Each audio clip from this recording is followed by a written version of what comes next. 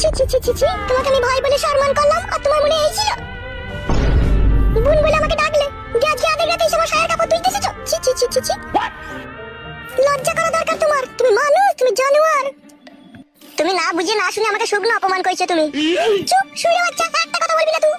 তুই আধে রাতে ঢুকেছিস আমার ঘরে মশা মারা ওষুধ দিতে। তুই মিথ্যা কথা বলার জায়গা পেছিস না, তো সব কুমতলব আমি ধরতে পেরে গেছি। সকাল হোক তুই বাড়ি ছেড়ে পালাবি, নাইলে আমি লোক ডেকে তোর বিচার করবো বলে দিলাম তোকে। আমি ভয় বলে আর মানবো না। আমি একটা কথা বলবো তোমাকে। তোর কি কথা শুনবো? এই কেন তোর কি কথা শুনবো? হ্যাঁ, তোমার স্বামী তো দুবাইয়ে থাকে, তুমি মেয়ে মানুষ একা থাকো বাড়িতে, তোমার কি মনের ভিতরে একটু সুসুরি ওঠে না? তুমি আসলে কি বলতে চাইছো বলো তো? আমি বলতে চাইছি আমি তোমাকে ভালোবাসি। আমার যে স্বামী আছে তুমি জানো না? আর তুমিও তো বিয়ে হলো, তোমার তো বউ আছে ঘরে। বউ থাকলে কি ভালোবাসতে নাই নাকি? বউকে আমি ভালো করে ভালোবাসো, তাহলেই হবে, পরের মেয়েকে ভালোবাসতে হবে না তোমাকে। বউ আমাকে ভালোবাসে না, খাটি মারে আমাকে। নিশ্চয়ই তুমি বউকে খেতে বইতে দাও না, ইনকাম করে দাও না, সেজন্য বউ তোমাকে মারে। আমার মতো ইনকামওয়ালা পুরুষ আছে কয়জন এই পৃথিবীতে? তুমি কি এমন বালছিয়া পুরুষ? তুমি কত টাকা ইনকাম করো? প্রত্যেক মাসে আমার 19,000 টাকা ইনকাম। বাজারে আমি রুই মাছ কেটে বিক্রি করি। 19,000 টাকা ইনকাম তো বইয়ের হাতে মার খেয়েছো তুমি? পুরা ভাগ্য বলি তো বইয়ের হাতে মার খাই এত ইনকাম করার পরেও। শুনো, তুমি সকাল হলে বাড়ি থেকে চলে যাবে, ঠিক আছে? আমি তোমাকে ভালোবাসতে পারবো না, আমার স্বামী জানতে পারলে আমার একটা বিশাল কিটকাল হবে। এইদিকে টাকা, একটা কথা শুনো। গায়ে হাত দিলে কেন তুমি আমার? ভুল বোঝো না তুমি আমাকে, আসলে তুমি মেয়ে মানুষ তো, তুমি আসল কথাটা বুঝতে পারছো না। কি এমন আসল কথা যে আমি বুঝতে পারছি না?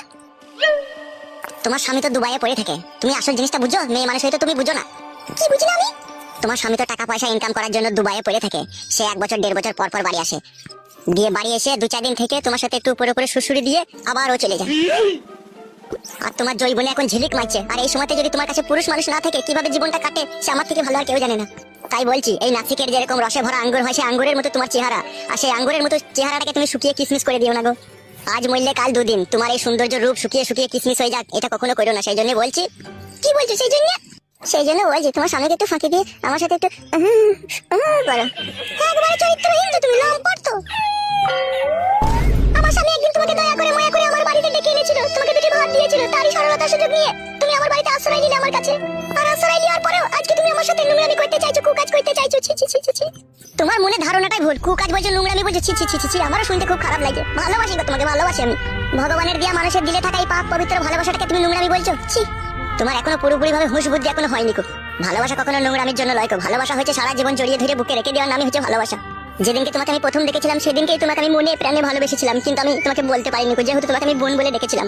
কিন্তু আজ ভাবলাম তোমার সাথে আমার কোনো রক্তের সম্পর্ক নেই গো, তুমি আমার মায়ের পেটের বোন লয় গো, তোমার সাথে ভালোবাসার সম্পর্ক রাখা জায়েজ হবে। তাই আমি সারা রাত চুল্লু মাল খেয়ে সিদ্ধান্ত নিয়ে তোমাকে আমি ভালোবাসার প্রস্তাব দিতে তোমার ঘরে গিয়েছিলাম, আর তুমি আমাকে ভুল বুঝলে। ভালোবাসা কোনো খারাপ জিনিস লয় গো। ভালোবাসা